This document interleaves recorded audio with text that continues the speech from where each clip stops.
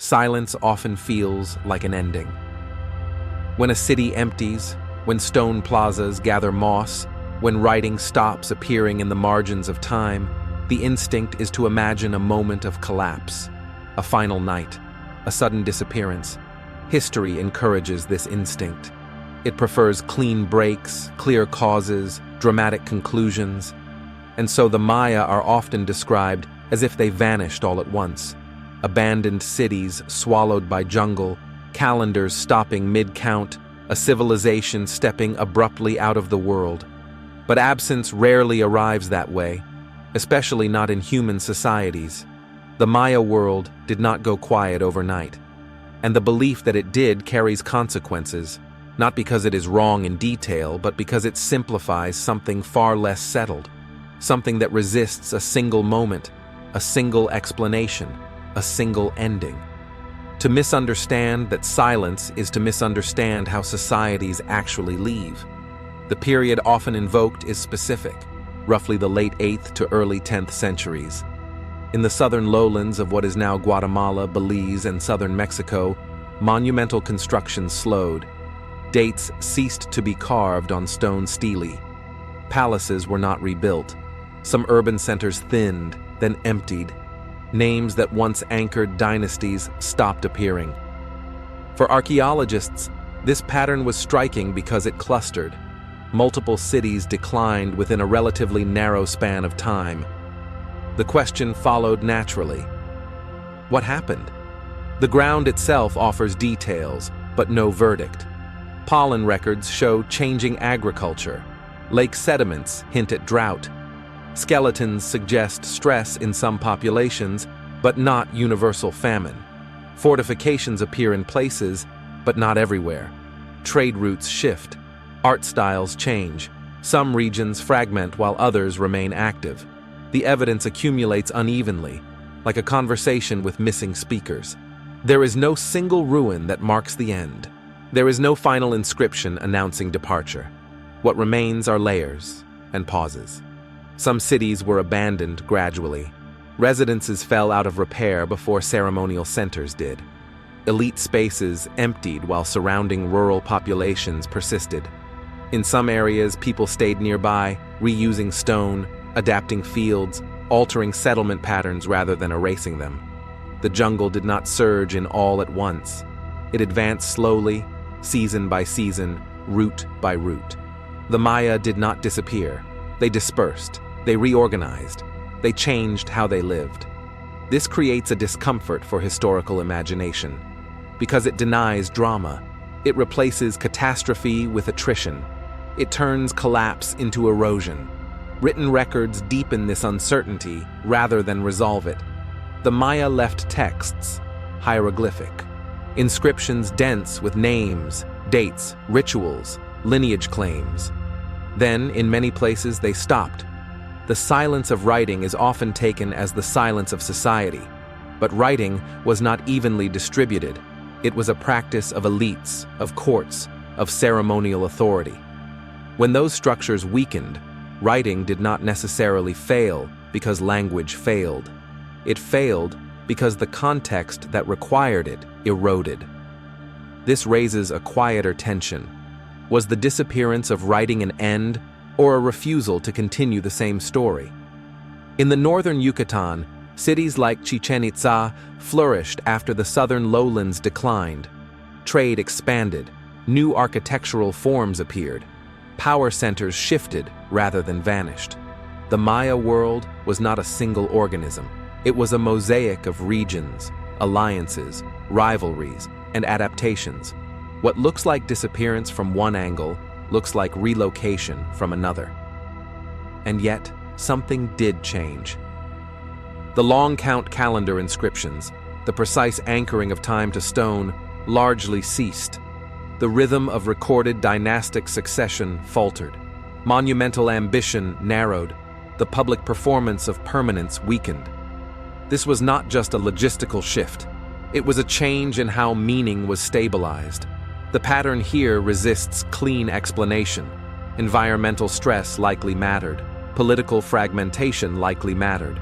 Warfare increased in some zones. Agricultural limits were reached in others, but none of these fully account for the unevenness. Some areas endured similar pressures without collapse, others declined without clear evidence of catastrophe, which suggests that vulnerability was not evenly distributed. It accumulated. Large ceremonial centers required constant coordination, labor, food surplus, legitimacy, belief. They were not static achievements. They were ongoing processes. When those processes strained, the result was not instant failure. It was hesitation, delay, partial abandonment, ritual without rebuilding, authority without renewal. In that space, meaning thins. Once a city stops presenting itself as inevitable, people begin to imagine alternatives. Not rebellion necessarily, not flight, sometimes just distance, a household that repairs less, a farmer who settles farther out, a lineage that no longer invests in stone commemoration. None of these acts are decisive alone. Together, over generations, they change the landscape. This is where the idea of disappearance becomes misleading, because it assumes a shared awareness of ending. But endings are often recognized only afterward. The Maya world did not experience a single collective realization that something was over. Different regions encountered different limits at different times. Some adapted quietly, some contracted, some shifted identities, alliances, rituals. The pattern is not one of vanishing, but of thinning continuity. Archaeology captures this indirectly. Gaps in occupation layers, reused materials, incomplete construction. A temple left unfinished is not a declaration. It is an interruption, and interruptions can last indefinitely. The mystery deepens because the Maya themselves did not frame what was happening as disappearance. There is no surviving narrative of collapse from within, no lament carved in stone about an ending world. The absence of such testimony leaves space for modern projection. It invites us to imagine panic, apocalypse, failure. But the material record suggests something quieter, a gradual unbinding. Belief systems are not immune to this process.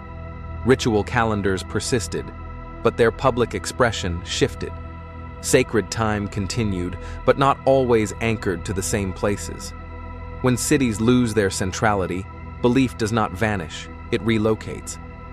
This complicates the notion of collapse. What collapses may be the form, not the substance. By the time Spanish chroniclers arrived centuries later, Maya communities still existed across the region.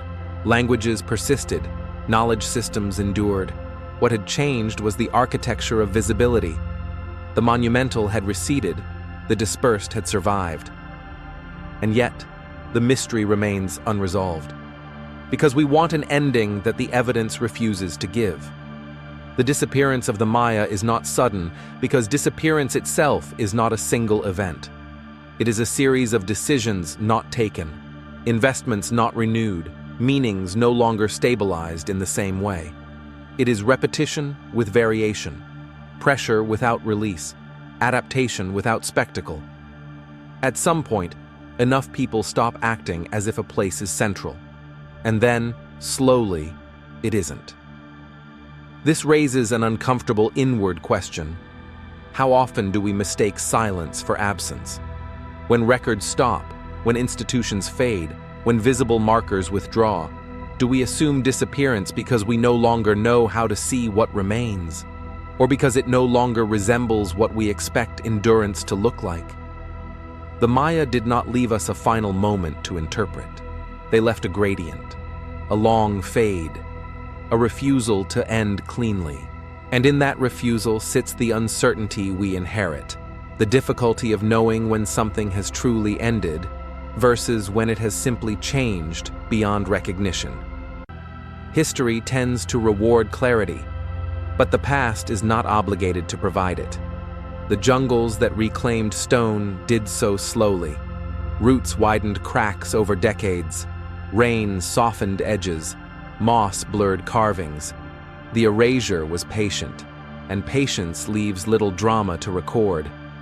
Perhaps that is why the disappearance feels unsettling. Not because it was violent, but because it was ordinary, because it resembles how many human worlds actually recede, not with fire, but with neglect, not with collapse, but with quiet adjustment. The Maya world did not fall silent all at once.